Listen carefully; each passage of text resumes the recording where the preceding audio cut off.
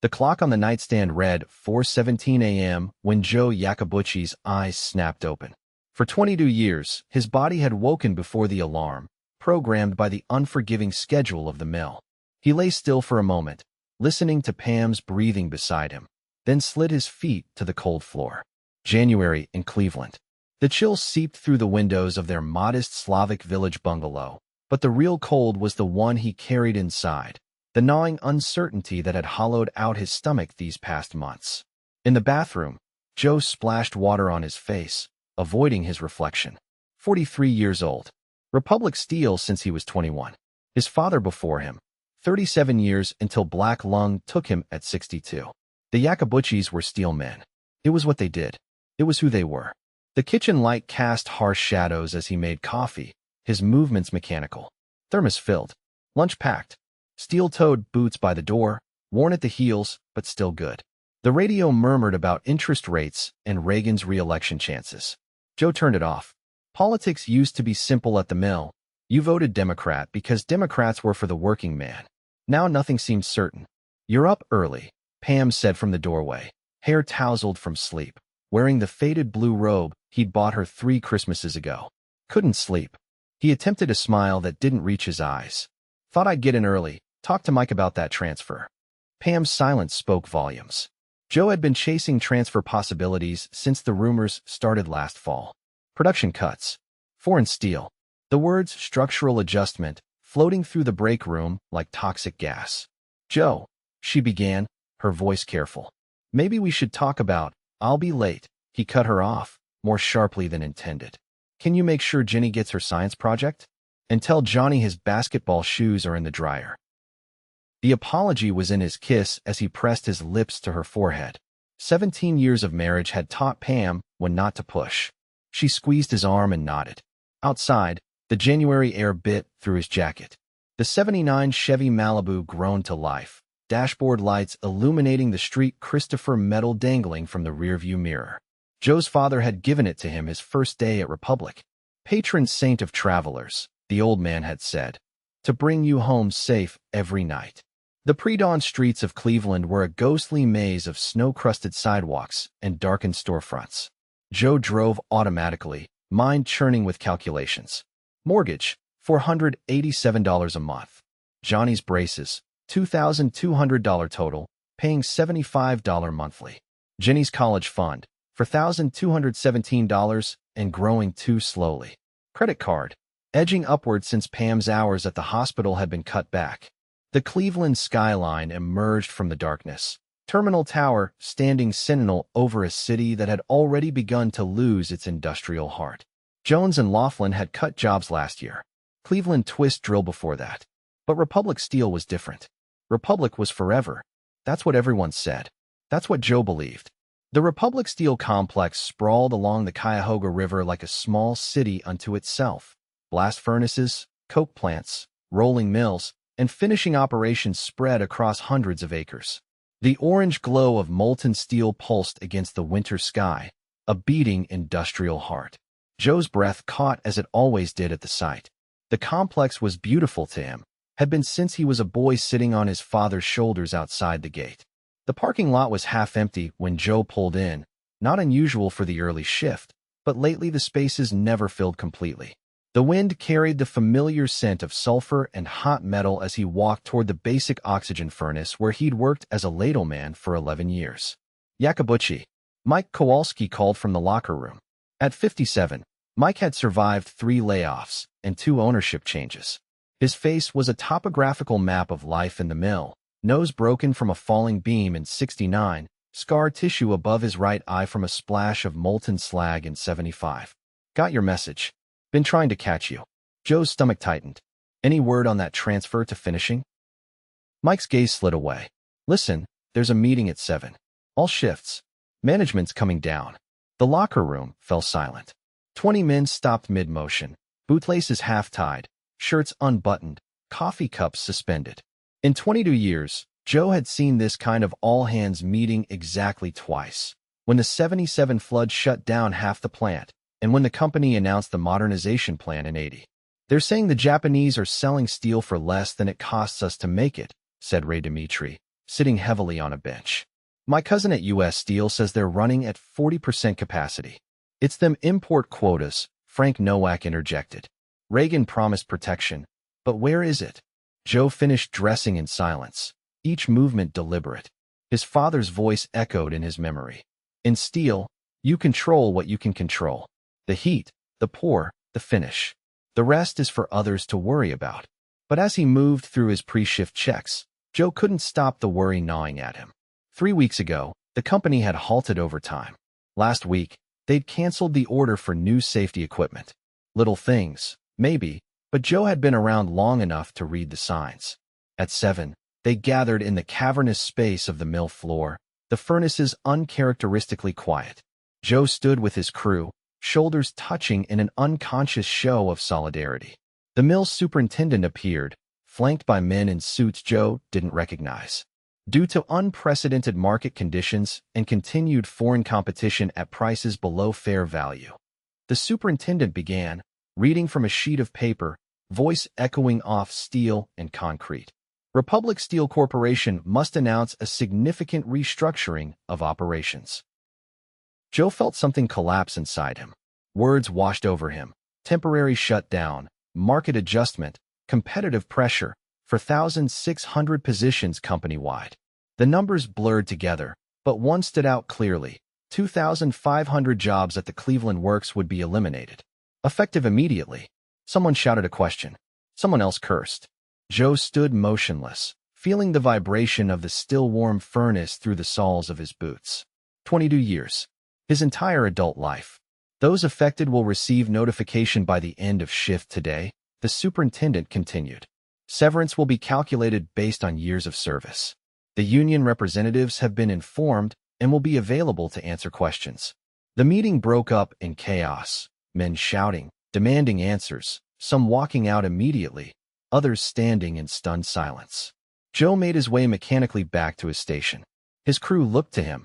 Ray, whose wife was expecting their third child. Young Tony, who had just bought his first house. Hector, supporting his elderly mother. They can't just shut it down, Tony said, voice cracking.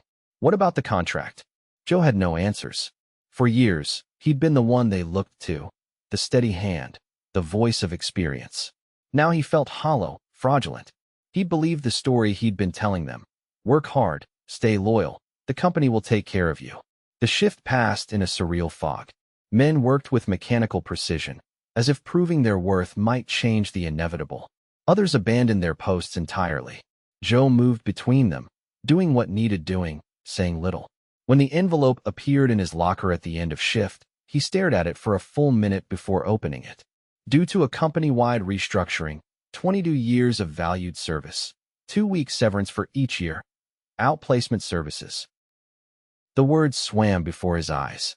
2 decades of life reduced to a form letter and a calculation. Outside, the January afternoon was already fading to darkness. Men stood in clusters in the parking lot, some crying openly, others silent, a few angry and loud. Joe recognized the stages of grief playing out across the asphalt. Iacobucci called a voice. Tom Harrigan, shop steward, moved through the crowd toward him. Meeting tomorrow at the Union Hall. 10 o'clock. We're fighting this.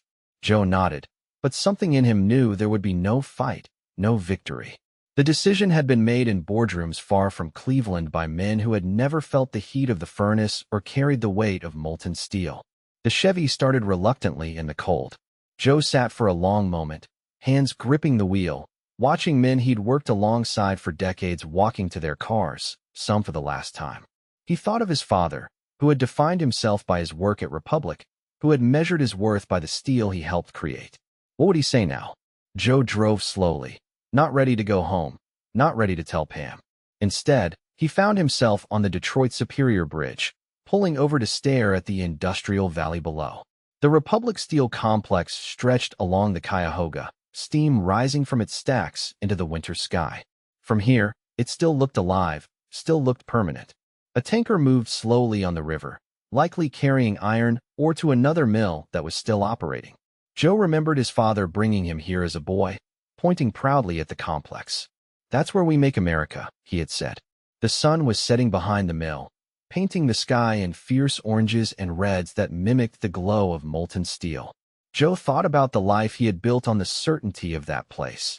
The house in Slavic Village, Johnny's college plans, Jenny's braces. He thought about Pam, who had never complained about his hours or the smell of the mill that never quite washed from his skin. What would he tell them? How would he walk through the door carrying this news? Joe's hands trembled slightly on the steering wheel. For 22 years, his identity had been wrapped in Republic steel. He was a steelworker, a ladle man, a provider. Without that, who was he? The traffic moved around him as he sat paralyzed by a question he'd never had to consider.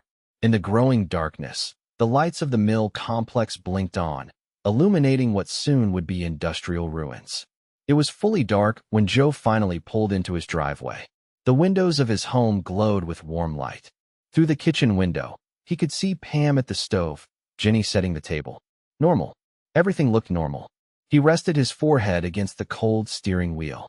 His father had worked the furnaces until his body gave out, secure in the knowledge that the mill would outlast him. Joe had believed the same story, that hard work guaranteed security, that loyalty was reciprocated, that men like him built things that lasted. The front door opened, silhouetting Johnny in the doorway. "Dad?" "Mom says dinner's ready." Joe straightened, forced a smile. "Be right there." As he walked to the house, the weight of the envelope in his pocket seemed to grow heavier with each step. But something else stirred within him too, a realization forming like steel in a mold. The company had defined him for 22 years, but it didn't own who he was at his core. "Everything okay?" Pam asked as he stepped into the warmth of their kitchen, her eyes searching his. Joe took a deep breath. "No," he said simply. "But we will be." The months that followed January 1984 were the hardest of Joe Iacobucci's life.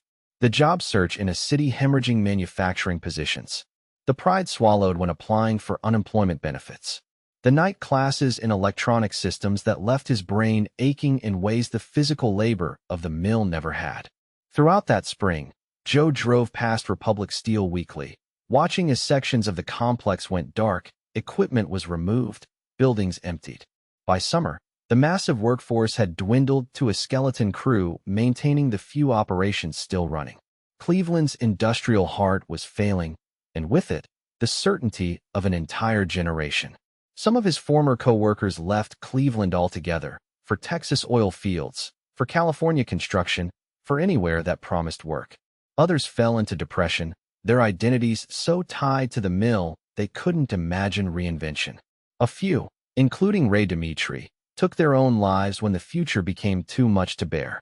Joe came close to breaking. In August, with the mortgage 2 months behind and Pam working double shifts at the hospital, he sat in the garage late one night, surrounded by the tools of his former trade, a half-empty bottle of whiskey beside him. The temptation to surrender was powerful. Instead, he found himself digging through boxes until he located his father's old lunch pail. Inside was a small notebook where Giuseppe Iacobucci had kept records of every heat he'd ever worked, temperatures, times, results. On the inside cover, in his father's cramped handwriting, was a note. "The steel remains after we are gone." Joe ran his fingers over the faded ink. His father hadn't meant the company, he realized. He'd meant what they created, the bridges, the buildings, the infrastructure of America that would outlast them all. The work itself had meaning, regardless of who signed the paychecks. That night marked a turning point. Joe stopped defining himself by what he'd lost and began focusing on what remained: his skills, his work ethic, his capacity to learn. The electronics classes led to a certificate program, which led to a job maintaining industrial equipment. The pay was lower, the prestige diminished, but it was work he could respect. 5 years later, in 1989, Joe drove Jenny to her first day at Cleveland State University. As they crossed the Hope Memorial Bridge, he pointed toward the mostly abandoned Republic Steel complex. "I worked there for 22 years, he told her. "Thought I'd retire from there, like Grandpa." Jenny, 18 and full of plans for her future in engineering, looked at the rusting structures. "Do you miss it?" Joe considered the question carefully. "I miss what it represented. The certainty, the community." He glanced at his daughter. "But I don't miss believing that my worth came from that place. That was the hardest lesson, learning that I'm not defined by where I work or what I produce." Jenny nodded. But Joe knew she couldn't fully understand. She was growing up in a different Cleveland, one where manufacturing jobs were already spoken of in the past tense, where adapting wasn't optional but essential. In 2001, when the last remaining operations at Republic Steel's Cleveland Works finally ceased, Joe took Johnny's son, his first grandson, to watch as the dormant blast furnace was demolished. The boy, 7 years old, watched wide-eyed as the structure that had once been the center of his grandfather's life crumbled into dust and twisted metal. "That's where America used to be made," Joe told him, echoing his own father's words. Then he added something new. "But America isn't just what we build. It's how we rebuild when what we counted on disappears." In the decades that followed the layoffs of 1984, Cleveland transformed, painfully, unevenly, but persistently. The industrial valley where Joe had spent his youth became a patchwork of abandoned structures, new developments, and repurposed industrial spaces. The city learned the same lesson Joe had, that identity can't be fixed in the past, but must evolve with changing realities. By the time Joe retired in 2006, the steel industry that had once employed tens of thousands in Cleveland had shrunk to a fraction of its former size. The certainties of his father's generation, a job for life, a pension at the end, a clear path forward, had vanished like morning mist over the Cuyahoga. But Joe had found something his father never needed to discover: resilience in the face of fundamental change. He had learned that the most valuable skill wasn't making steel, but remaking oneself when the world demanded it. On his 70th birthday in 2011, Joe's family gathered at their home in Slavic Village. Pam, now retired from nursing, Jenny, an engineer whose firm was helping redesign Cleveland's waterfront, Johnny, who had left and returned to Cleveland twice before finding his place in the new economy, their spouses, grandchildren, and a few surviving friends from the Republic days. After dinner, Johnny raised a toast to Dad, who showed us how to bend without breaking. Joe looked around the table at the lives that had continued and flourished after Republic Steel became just another closed chapter in Cleveland's history. The layoff that had once seemed like an ending had instead been a difficult beginning. Later that evening, alone on the back porch, Joe held his father's old lunch pail, now a relic from a vanished industrial age. Inside, he still kept the notebook with its handwritten records of heats long since cooled. The steel remains, his father had written. Not the company, not the job, the steel itself, what they had made that endured. Joe added his own note beneath his father's words. "And so do we."